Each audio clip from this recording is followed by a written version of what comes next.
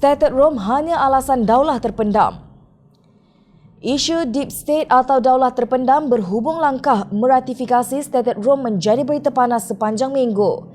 Sepanas perang mulut antara Perdana Menteri Tun Dr. Mahathir Mohamad dengan seorang putera raja dari negeri selatan tanah air. Statute Rome Mahkamah Jenayah Antarabangsa ICC yang ditubuhkan pada 2002 berasaskan perjanjian bertujuan menamatkan kekebalan penjenayah yang mengancam masyarakat antarabangsa, iaitu 4 kesalahan jenayah yang besar, serius dan bersifat sistemik, yakni jenayah kemanusiaan, jenayah perang, jenayah pembunuhan beramai-ramai dan jenayah pencerobohan. Malaysia akan menikmati beberapa kelebihan sekiranya statut itu diratifikasi, khususnya dalam aspek kerjasama antarabangsa. Contohnya jenayah terhadap 283 penumpang dan 15 kru pesawat M17 yang ditembak di timur Ukraine dan kini tidak mendapat pembelaan.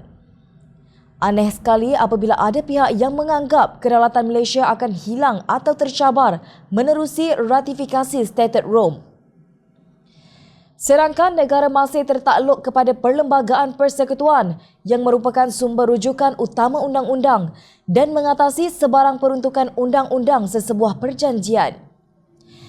Di sebalik bantahan mengenainya, beberapa pakar undang-undang telah tampil mempertahankan Statute Rome.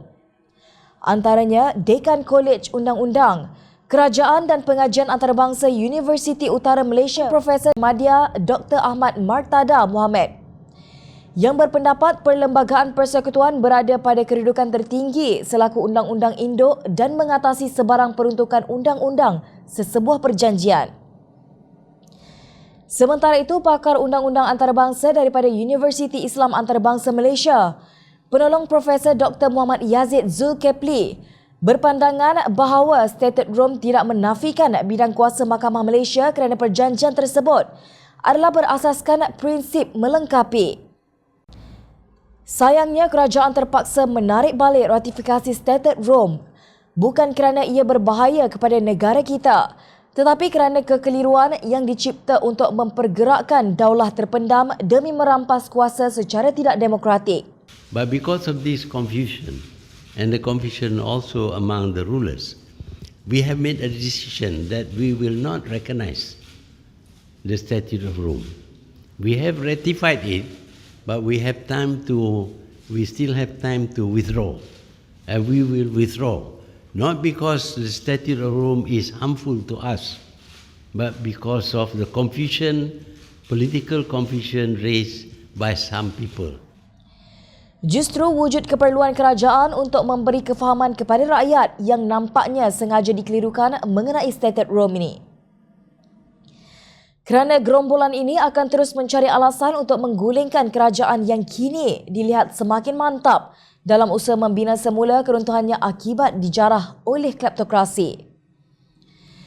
Ini dapat kita lihat melalui pendedahan dalam kertas putih ke arah kelestarian Felda, Lembaga Tabung Haji dan Lembaga Tabung Angkatan Tentera.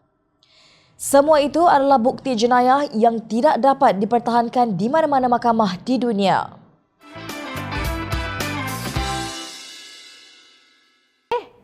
Hai! Jangan lupa klik kanan untuk rentasan berita, klik kiri untuk keratan berita dan jangan lupa untuk subscribe kami tau.